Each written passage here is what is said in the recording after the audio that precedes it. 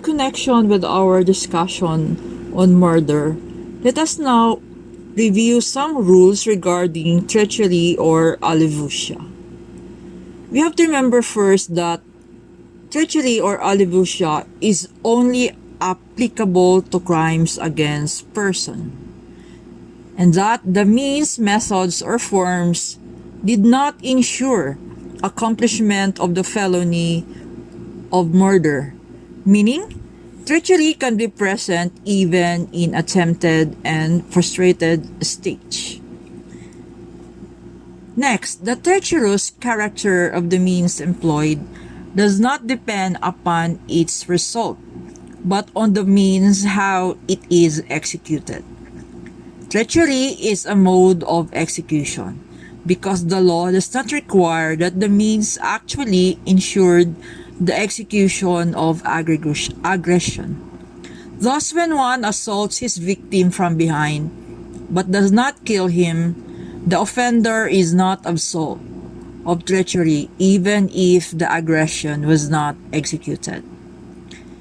Next, the suddenness of the attack does not itself suffice to support a finding of treachery even if the purpose was to kill, as long as the decision to kill was made all of a sudden and the victim is helpless. Possession was accidental. The reason being that treachery is not presumed. Next, where no particulars are shown as proof about the manner the aggression was carried out, it follows that there is no way that treachery can be established by mere suppositions that the accused perpetrated the act with treachery. The supposition is not applicable when a child is killed.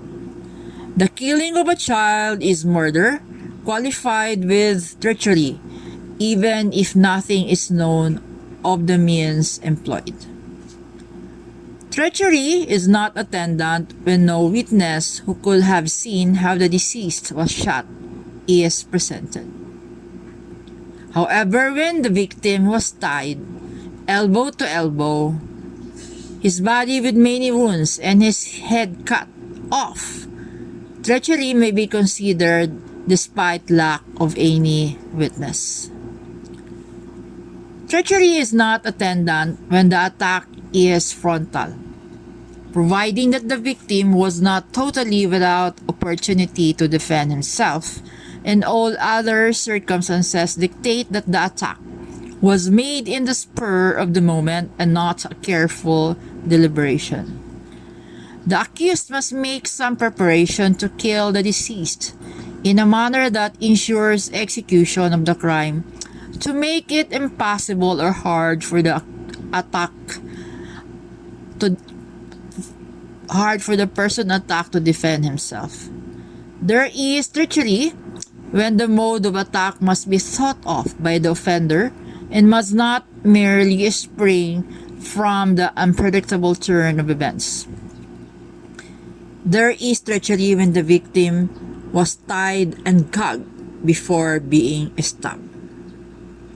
The 5 accused suddenly intercepted the victim while he was on his way to the house of his cousin.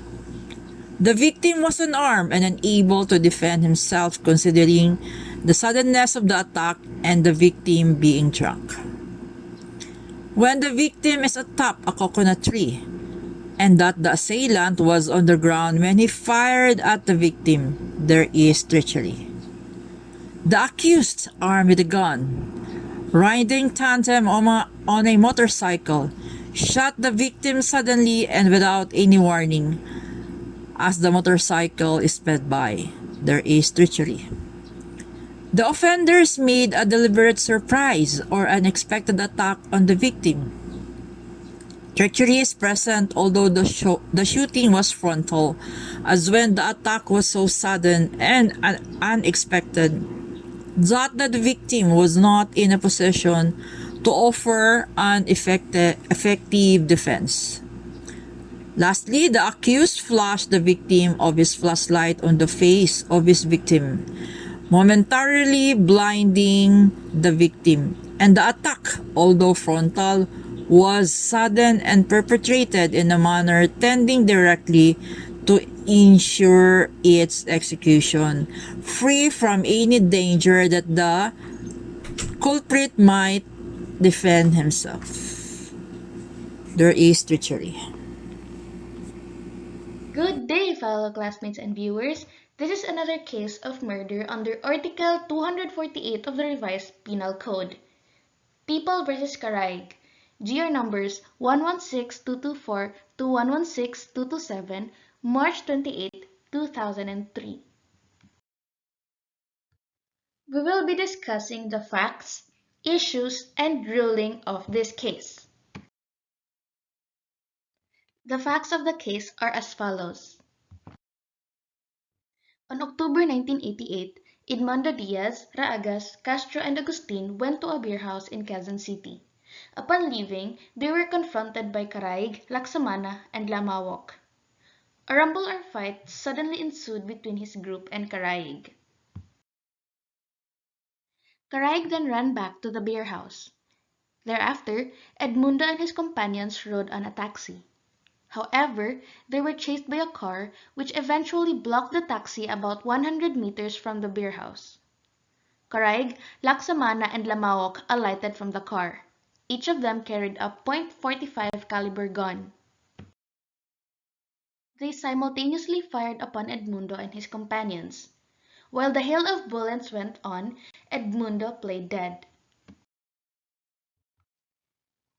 Diaz was sent to the hospital for medical treatment while Raagas, Castro, and Agustin were found dead at the crime scene. Caraig was found guilty beyond reasonable doubt for the murder of 3 people and frustrated murder of one Edmundo Diaz. Caraig appealed before the court. He asserts that the trial court erred in finding the existence of treachery. Now we go to the issue of the case.